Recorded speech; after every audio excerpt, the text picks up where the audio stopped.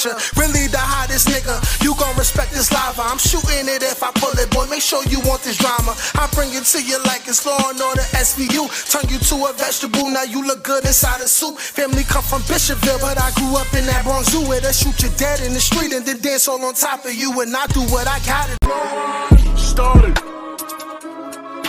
Please don't get me started. Started. DeAndre Morrison,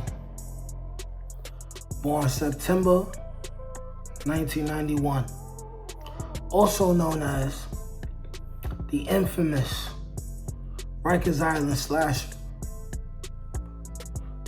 This brother is also a family member of mine, my god brother who I knew from the soil. We spent the night in each other's houses. I've hugged his mother. His mother has babysat me. We've had the same babysitters. This is going to be a story about the news article that was made about DeAndre, A.K.A. D-Nice, Balla, from my hood, same building, second floor. A news article that was created about him when he was 3 years in of fighting a murder charge in the early 2010s. This article was in 2013. Currently, right now, my boy D-Nice is serving what I believe to be a 40-year sentence in the feds. So what I want to do is, being that this article is one of the first things that pop up when you put my boy's name in, I want to discuss this article. I want to discuss what they say about my brother. And I also want to give my personal thoughts about my brother and his situation. And also, I want this to be a learning lesson on what happens when you and your loved ones enter the streets. You find a way out. And unfortunately, your brother doesn't get the opportunity to find his way out. So this, in a way, is describing the pain, the emotions of losing your brother to the streets. So without further ado, this is a story of D-Nice, Balla, DeAndre Morrison, the Rikers Island Slasher. Rikers Island Slasher may have sliced fellow inmates across face, City Records. The Rikers Island Slasher may have struck again. DeAndre Morrison, 23 at the time, accused of 6 different slashings and several other attacks over the past 3 years. Sliced fellow inmate Amadou Kamara inside a mental observation unit, October 21st, City Records show. The attack left Kamara, 20 at the time, who was awaiting trial on an armed robbery bust, with a nasty wound that stretched from just above his right eyebrow to his jaw. Morrison hasn't been charged in the slashing at the oldest Bantam Correctional Center. Jail officers are looking into it. We are investigating this matter and are prepared to modify our protocols as appropriate to ensure the safe and judicious housing of all inmates, said Peter Thorne, a City Correction Department spokesman. Morrison was jailed after he was charged with the murder of a rival gang member in front of a Bronx apartment building in August 2011. Since then, he's still awaiting trial. The reputed Bloods member has been a terror behind bars. Bronx prosecutors slapped him with 6 additional crime charges for multiple infractions, including the slashing of another inmate with a makeshift shiv in May 2013, and tossing an unknown liquid substance at officers during 2 separate scuffles this past January, court documents show. As a result, jail bosses shipped him off in solitary for a cumulative 525 days, records show. But earlier this month, a bumbling jail doctor ignored his violent past and let him roam free in a mental health unit after he threatened to hurt himself. He's not suicidal. says Sidney Schwartz, whatever. The union president who represents top jail bosses. He's homicidal. Sources say Correction Commissioner Joseph Pomp was also livid over the Morrison slashing that left Kamara with a 10-inch gash. Last week, Pomp berated the warden in charge of the facility during his monthly meeting with jail honchos and then stormed out, according to a source. The new jail boss has struggled to tamp down a major spike in violence. There have been 78 inmate stabbings and slashings this year, up from the 77 all of last year, according to sources. Jail supervisors and inmate advocates say the spike is due in part to clueless medical workers hired by Morrison, the private company that provides health care to inmates. Okay, now, that's what the news article said about my brother. Now, I'll be perfectly honest. He's no angel. None of us are angels. However, my brother was a product of his environment. He was also a very loyal person. And of course, obviously, he's with the shits. Now, I want to tell y'all a little bit more about my brother. My brother was a humble dude. Not necessarily a troublemaker, but when you come from where we come from, you can't help but get involved in some kind of street activity at a young age. I remember maybe like around 2000, D Nice and his brothers and, his mom, they moved to Pennsylvania. And they moved to Pennsylvania before any of us even ended up getting involved in the streets. But even though that was the case, we all ended up still being involved in the streets. We all still heard stories about each other getting into the streets, 13, 14, 15 years old, going to juvie. He was already serving time at a young age. And then around 2010, no, exactly 2010, the same year I came home from prison, him and his brothers, they made their way back to New York City. They made their way back to New York City at the height of the Cortland OGs versus the whole world beefs. Some people were more active than others. I don't know anything in particular, of course, but there was a lot of things going on. And in the middle of all this stuff going on where everyone had to watch their backs, certain people was doing certain things, my boy got booked for a homicide. He beats the homicide 3 years later, but while he was in Rikers Island, he was tearing it up. He was tearing it up in there, and that's around the time where this article was made. And what's crazy is I never told him because, I never personally seen him again. The last time I seen him, well, that's not true. Now I want to get into this. He beat the homicide. He comes home. I remember the very first day he beat his homicide, he comes home. It was summertime, I believe. While he was at trial, I showed up to his trial for like one of those days. He ends up beating the case. He's home. When he's home his first day, I run into him on a train. It's him, it's his brother, it's Big E Hefner, right? We all know who E is, right? They were also close as well. They're on the train.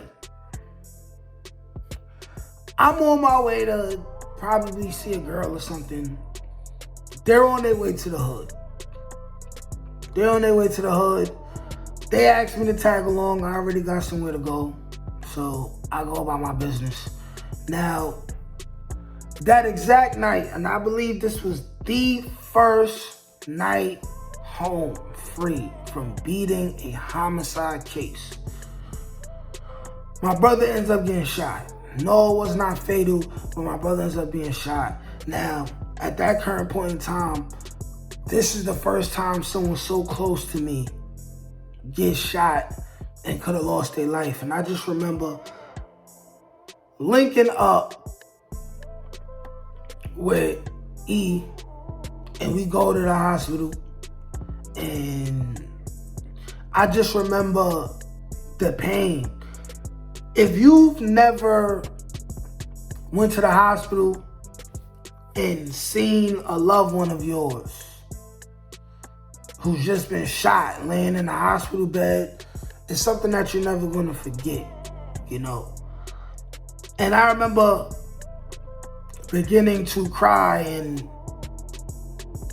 I never felt so much anger in my life. I never felt like I wanted to kill somebody for revenge so much in my life. And my boy was barely moving, but he was like, yo, man, I'm good. Don't worry about me. You know me. I'm going to shake back, and I'm going to take care of the situation. You know, blase, blase, blah. Fortunately, my brother did not get the opportunity to take care of that situation. However, for whatever reason, I believe maybe after that, I'm going to rewind it back. I ended up thinking in the hospital about all the times that we hung out as children when the streets didn't matter, you know, and at that moment, I wish we had never got involved in the streets. This was a time where I believe, you know, the first Cortland sweep that had anything to do with OGs had happened maybe months prior, you feel me? So they had like a second wave later on, and I'm gonna get into that. But I just remember wishing we had never got involved in the streets in the first place, because now look, my boy could have died. He just came home, he beat a body, you know. And then I'm just thinking like, you know, this is, we all are, but him, he's somebody's son, somebody's brother, a father who didn't get enough time to spend with his daughter because, unfortunately, he couldn't stay out of trouble. And I remember just being real sad about the fact that we all in this, and it's virtually no turning back, you know? It's virtually no turning back. And I was messed up about it. And I was hurt about it. But I also knew that, you know, speaking on it too much or being too emotional about it is a sign of weakness. And when you come from a place where we come from, it's not wise to show that, because the walls will be on you. And I left him in the hospital. Of course, he survived, you know. He ends up, I think, getting packed up and having to go to Pennsylvania and serve some more time, which was only supposed to be a short amount of time, right? A year or two, something like that.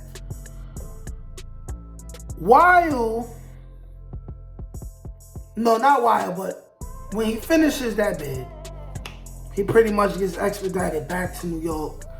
Now he gets wrapped up in the OG's Fed case, the Cortland case, and without going into detail, some real foul stuff happened, and some information gets revealed from somebody who ended up being a corroborating witness. Therefore, bro ends up having to cop out to like 40 years, or they blow trial for 40. I'm not sure, but I believe he copped out to 40, 44 or something like that. And just like that, you know, he might have been maybe 25 at the time, something like that.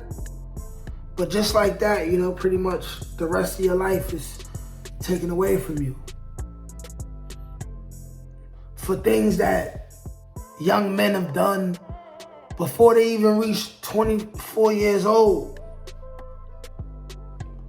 where they say a man's brain fully develops. And when I think about the situation, I realize that none of it was worth it, you know? Nothing we ever did was worth it. It was dangerous. We lost good brothers who we loved, either to gun violence, but mostly to jail, you know. Pretty much a street dynasty was ended when these fed cases happened, you know. People who you would have never expected to snitched. Like, in the most dramatic, crazily unexpected ways, and I do mean unexpected, you know what I'm saying? The reason why I'm making this video is because he reached out to me through Big E. It's been hard to get bro's info. I've been asking people for it. I've asked at least 3 people. It's been hard to get his info. But I think about him all the time, just as much as I think about Melly Mel. And I just think about how, you know, me, D-Nice, Melly Mel, Balla, we all from the same building. And we all started out as, you know, little knee-high grasshoppers, little tykes, you know, having fun in the Browns, in our building, fighting, making up the same day, just vowing to be down for each other, being real brothers, you know, sharing a real brotherhood. And it's like as soon as we started growing hairs on our nuts, we started doing things that was detrimental to our future. And as one of the people who was there at the time and is still here, by the grace of God, of course, I just want to say, you don't want to be like me. You don't want to be like us. If you live in a certain type of lifestyle and you watching this video right now, or you listening to this video while you're working out, you don't want to know what it feels like to go to the hospital and see your brother hemmed up in a hospital bed with tubes in him, barely being able to move, barely being able to talk, but still talking as if they about to go outside the next day and do a drill. Ain't that what the kids say today? You don't want those kind of things for you. You don't want those kind of things for your people. My boy was a father, a brother, one of the most loyal people I've ever known.